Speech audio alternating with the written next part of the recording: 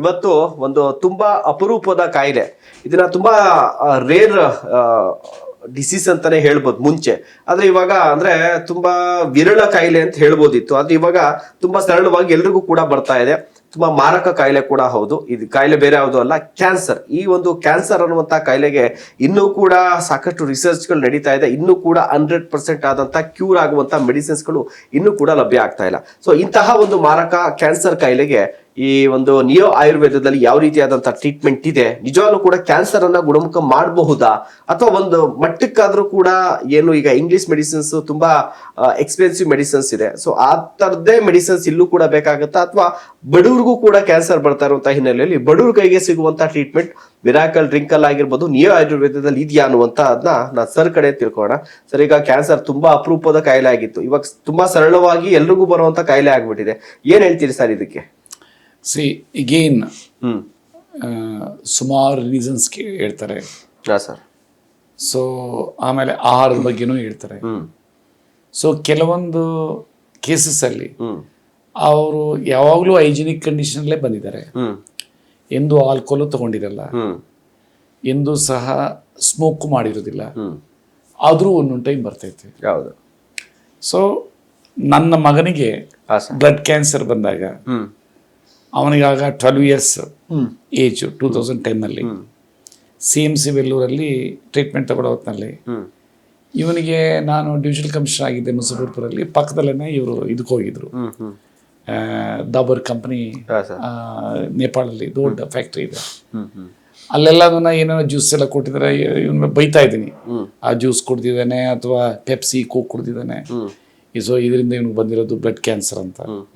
So ಅವರು ನನಗೊಂದು ಚೆನ್ನಾಗಿ ಹೇಳಿದ್ರು, ರಾಜು ಅವರೇ, ನಿಮಗೆ ಗೊತ್ತಿಲ್ಲ, ನಮಗೇನೆ ಗೊತ್ತಿಲ್ಲ ಏನಕ್ಕೆ ಬರ್ತದೆ ಅಂತ. ಸೊ ನೀವು ಅನ್ನೆಸ್ಲಿ ಅವನಿಗೆ ಯಾಕಿದ್ ಬೈತಾ ಇದ್ರಿ ಅಂತ. ಸೊ ಆದ್ರಿಂದ ಯಾಕೆ ಬರುತ್ತೆ ಅಂತ ಅನ್ನೋದು ಯಾರೂ ಸಹ ಹೇಳಕ್ಕಂತೂ ಆಗ್ತಾ ಇಲ್ಲ.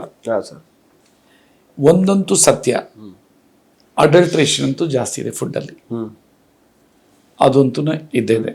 ಎಲ್ಲ ಕಡೆನೂ ಈ ಪ್ಯಾರಾಫಿನ್ ಮಿಕ್ಸ್ ಮಾಡಿ ಆಯಿಲ್ಗಳನ್ನ ಎಡಿಬಲ್ ಆಯಿಲ್ ಮಾಡೋದು, ಮತ್ತು ಪ್ಲಾಸ್ಟಿಕ್ ಕವರ್ಸ್ನ ಯೂಸ್ ಮಾಡೋದು, ಬಿಸಿ ಅದರಲ್ಲೇ ಹಾಕಿ, ಆಮೇಲೆ ಕೆಲವೆಲ್ಲ ಕಪ್ಸ್ ಬರ್ತದೆ, ಆ ಕಪ್ಸಲ್ಲೆಲ್ಲನೂ ಕೆಮಿಕಲ್ಸ್ ಎಲ್ಲ ಕೊಟ್ಟಿರ್ತೈತೆ, ಅದರಲ್ಲಿ ಟೀ ಕುಡಿಯೋದು.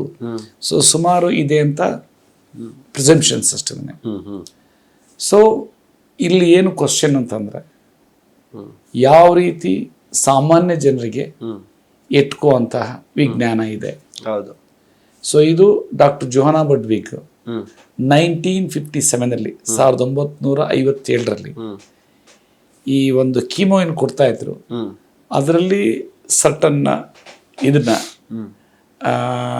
ಏನು ಕಾನ್ಸ್ಟಿಟ್ಯೂಯೆಂಟ್ಸ್ ಏನಿದೆ, ಸಲ್ಫಿಟ್ರಿಲ್ ಅಂತೆಲ್ಲ ಅನ್ನೋದು, ಅದನ್ನ ನ್ಯಾಚುರಲ್ ಆಗಿರೋ ಫುಡ್ಡಲ್ಲಿ ಎಲ್ಲಿದೆ ಅದನ್ನು ನಾವು ಯಾಕೆ ಇಂಡ್ಯೂಸ್ ಮಾಡಬಾರ್ದು ಅಂತ ಸುಮಾರು 45 ವರ್ಷ ರಿಸರ್ಚ್ ಮಾಡಿ ಆ ಅಮ್ಮ ಡಾಕ್ಟರ್ ಜೋಹಾನಾ ಬಡ್ವಿಗ್ ಅಂತ ಜರ್ಮನ್ ಲೇಡಿ ಅಗಸೆ ಮಜ್ಜಿಗೆನ ತಯಾರು ಮಾಡಿದ್ರು. ಅದು ಬೇರೆ ರೀತಿ ಕಂಟ್ರಿ ಚೀಸ್ ಅಂತ ಯೂಸ್ ಮಾಡಿ, ಅದನ್ನ ನಮ್ಮ ವೈಫ್ ನನ್ನ ಮಗನು ಹಾಸ್ಪಿಟ್ಲ್ ಆಗಿದ್ದಾಗ ಸರ್ಚ್ ಮಾಡಿದ್ರು. ಗೂಗಲ್ ಅಂತೂ ಗೊತ್ತೇ ಇದೆ, ಅದು ಒಂಥರ ಗೂಗಲ್ ಬಾಬಾನೇ ಅಂತ ಹೇಳ್ಬೋದು, ದೇವ್ರು ಅನ್ಬೋದು, ಎಲ್ಲ ಈಚೆ ಬಂದ್ಬಿಡ್ತವೆ. ಸೊ ಅದರಲ್ಲಿ ಈ ಡಾಕ್ಟರ್ ಜೋಹಾನಾ ಬಡ್ವಿಗ್ ಥಿಯರಿ ಏನು ಬಂತು, ಅದನ್ನ ನನ್ನ ಮಗನ ಮೇಲೆ ಡಾಕ್ಟರ್ಸ್ ನಾಲೆಡ್ಜ್ ಇಲ್ದೇನೆ with chemo and with BMT bone marrow transplant ಎಲ್ಲ ಮಾಡಿದ ಜೊತೆನಲ್ಲಿ ಇದು ಮಾಡಿದ್ದಕ್ಕೆ ಫಾಸ್ಟೆಸ್ಟ್ ವೇ ಅವನ ಆಚೆ ಬಂದ. ಸೊ ಆಮೇಲೆ ನಾನೇನು ಮಾಡಿದೆ ಅಂದರೆ, ನನ್ನ ಒಂದು ವಿಜ್ಞಾನ ಏನು ಡೆವಲಪ್ ಮಾಡಿದ್ದೀನಿ, ನಿಯೋ ಆಯುರ್ವೇದ, ಈ ಮಿರಾಕಲ್ ಡ್ರಿಂಕ್ಸ್ ಇದರಲ್ಲಿ, ಅದನ್ನು ನಾನು ಇಲ್ಲೂ ಅಳವಡಿಸ್ಕೊಂಡೆ ನಾನ್ ಕ್ಯಾನ್ಸರಸ್ ಪೇಷಂಟ್ಸ್ಗೆಲ್ಲದನ್ನ. ಸೊ ಇವತ್ತು ಅದೊಂಥರ ಬೂನ್ ಆಗಿದೆ. ಸೊ ಇವತ್ತು ನಾನು ಎಲ್ರಿಗೂ ಹೇಳೋದು ಏನಂದರೆ, ಯಾವುದೇ ಏಜ್ ಇರಲಿ, ಅವರು ಡೈಲಿ ಒಂದು 15 ಗ್ರಾಮ್ ಬೀಜ ಉರಿಬಾರ್ದು, ಪೌಡ್ರ್ ಮಾಡಿ ಇಡಬಾರ್ದು, ಅದನ್ನು ಫ್ರೆಶ್ ಆಗಿ ಪೌಡ್ರ್ ಮಾಡಿಬಿಟ್ಟು ಅದರಲ್ಲೇ 1 ಕಪ್ ಮೊಸರು ಹಾಕ್ಬಿಟ್ಟು ಬ್ಲೆಂಡ್ ಮಾಡಿ ನೀರು ಹಾಕ್ಬಿಟ್ರೆ ಮಜ್ಜಿಗೆ ಟೈಪ್ ಆಗ್ತದೆ. ಅದನ್ನ ತಗೊಂಡ್ರೆ ನಾನಂತೂ ಹೇಳ್ತೀನಿ, ಅವ್ರ ಜನ್ಮದಲ್ಲಿ ಕ್ಯಾನ್ಸರ್ಗಂತ ಪ್ರೂನ್ ಆಗಲ್ಲ.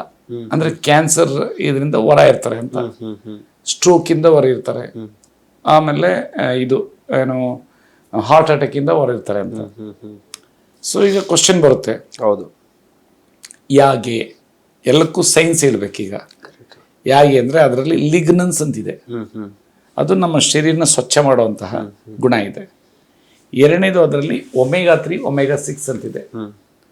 ಅದು ನಮ್ಮ ಶರೀರದಲ್ಲಿ ಎಷ್ಟು ಅಂಗಗಳಿದೆ ಅದರದೆಲ್ಲ ಜೀವಕೋಶದ ಮೆಟಬಲಿಕ್ ಆಕ್ಟಿವಿಟಿ ಮತ್ತೆ ರೆಸ್ಪಿರೇಟರಿ ಸಿಸ್ಟಮ್ ಅನ್ನ ರೆಗ್ಯುಲೇಟ್ ಮಾಡುತ್ತೆ. ಅಂದ್ರೆ ಅದನ್ನ ಇನ್ಕ್ರೀಸ್ ಮಾಡುತ್ತೆ, ಪಚನ ಶಕ್ತಿನ ಅದನ್ನ ಇನ್ಕ್ರೀಸ್ ಮಾಡುತ್ತೆ. ಆ ಇನ್ಕ್ರೀಸ್ ಮಾಡೋದ್ರಿಂದ ಬಾಡಿ ಇಮ್ಯುನಿಟಿ ಸ್ಟ್ರಾಂಗ್ ಆಗುತ್ತೆ. ಬಾಡಿ ಇಮ್ಯುನಿಟಿ ಸ್ಟ್ರಾಂಗ್ ಆಯ್ತಾರೆ ಆಟೋಮೆಟಿಕ್ಲಿ ಏನು ನಮಗೆ ಎನಿಮಿ ಸೆಲ್ಸ್ ಬಂದ್ರನ್ನ ಅದನ್ನ ಒದ್ದೋಡಿಸುವಂತಹ ಶಕ್ತಿ ಅದಕ್ಕಿದೆ ಅಂತ ನಾನು ಹೇಳ್ತೀನಿ.